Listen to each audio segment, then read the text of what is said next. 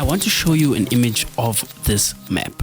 It's a map by the Voyager's Wolf Project, and it shows how territorial wolf packs are through the mapping of 68,000 individual GPS locations from 7 wolves in different packs throughout the summer of 2018.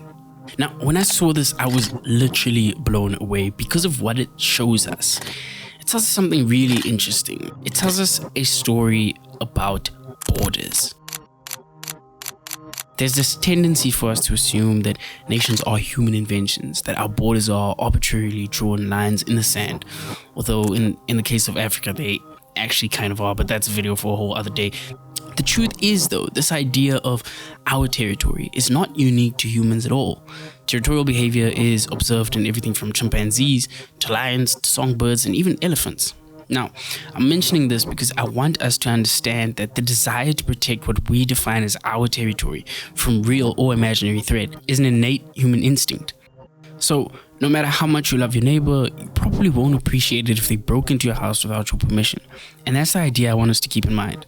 Because what we must realize is that the underlying tensions in South Africa regarding immigration, as complex as it is, might not exactly stem from an innate dislike of foreigners, but rather the realization that the government has no control over the entrance and exit of the country. Today we're going to talk about borders, why the lack of enforcement makes us feel threatened, why we get so mad when those who trespass them do, and whether or not those fears are justified.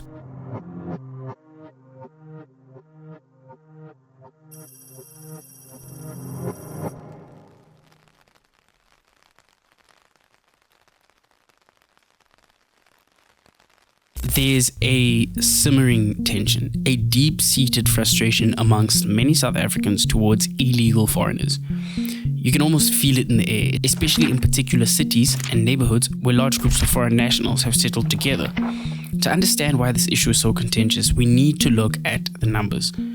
Since 2020, South Africa holds the title for having the highest number of immigrants on the African continent. In 2024, the United Nations World Population Prospects of 2024 report revealed that Zimbabwe, South Africa's neighbor, ranked third in the top 10 African countries with the most people leaving. In 2021, Stats SA estimated that there are about 3.9 million foreigners, documented and undocumented, living in South Africa. But some experts estimate this number might be around the likes of 5 million. Majority of these foreigners are coming from Zimbabwe and Mozambique. But it's not just the numbers that are driving the sentiment. Many South Africans feel that illegal foreigners are taking their jobs, putting pressure on public services, and committing crimes. But what does the data say? According to a 2023 report on migration by Stats SA, the proportion of employed migrants within the overall workforce rose from 6% in quartile 3, 2012 to 8.9% in quartile 3, 2022. While the majority of employed individuals were South African-born persons, across the 3 surveyed period, the highest proportion of immigrants were employed in private housing at 18.4%, followed by construction at 17.2%, and wholesale and retail trade at 13.6%. So, what's going on here? If foreigners are taking South Africans' jobs, why are South Africans hiring them? It doesn't make sense, right? You see, the labor law says that employment of undocumented foreign nationals is an offense that is punishable by law, although it's easier to monitor retail chains and businesses for this kind of crime. In suburbs where gardeners and domestic workers don't sign contracts or have any formal agreements with employers, it's much harder to keep track of. Now, when it comes to the point that foreigners place a strain on public services, there is actually very little research done for us to properly quantify it. What we can say, though, is that the rapid urbanization and influx of migrants without a doubt leads to an increased demand for housing, water, and sanitation services. It makes competition for existing housing, schools, healthcare, and electricity that much more competitive. And it's mainly lower earning South Africans who will feel this most severely, because ultimately they're the ones competing with unskilled migrants. This, however, is difficult to do research on, although some experts have tried to find a correlation between job availability and the number of immigrants, but they found little to no correlation. Despite the fact that SAPS does not release any data on the nationality of criminals it arrests, it is not uncommon to meet people who are of the opinion that most foreigners commit crimes, or that most violent crimes are committed by foreigners. John Monkeys says that foreign nationals from countries such as Tanzania and Somalia are heavily involved in drug trafficking in South Africa. He claims they are the primary players in the illicit drug trade. But can we paint a better picture with some actual numbers? According to the South African Police Service 2020 crime statistics, foreigners accounted for just 3.6% of all crimes committed in the country, and only about 7% of criminals in jail are not South African. Yet, Tracker reports that an estimated 4.9 billion rands worth of stolen vehicles were taken across the border in 2019. Whereas only around 3.1 billion stayed in South Africa. Carte Blanche did a segment called Bus Rides from Hell, and that's available on their YouTube channel, and it gives you another sense of how a lack of border control enables inhumane crimes like cross-border human trafficking to happen right under our noses. Whether foreigners contribute to these or whether South African citizens conspire alongside foreign syndicates to make these crimes happen, it all adds to the feeling by the average citizen that the government simply has no control over the borders. They cannot protect our territory.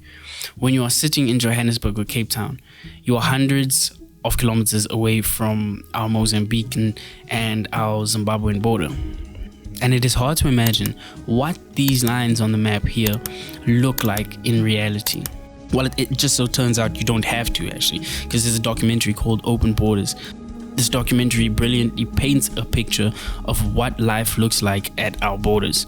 It's lawless and truly makes you understand why it's so easy to get away with cross-border crimes in this country.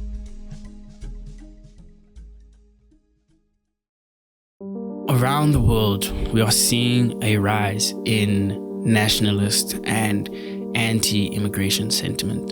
In the United States, the debate around immigration is perhaps one of the reasons that Trump was able to garner so much support. The Democrats simply had nothing to say on immigration, and it turns out it really mattered to people. Even in liberal Europe, the migrant crisis has sparked tensions and divisions. We are like wolves on the map.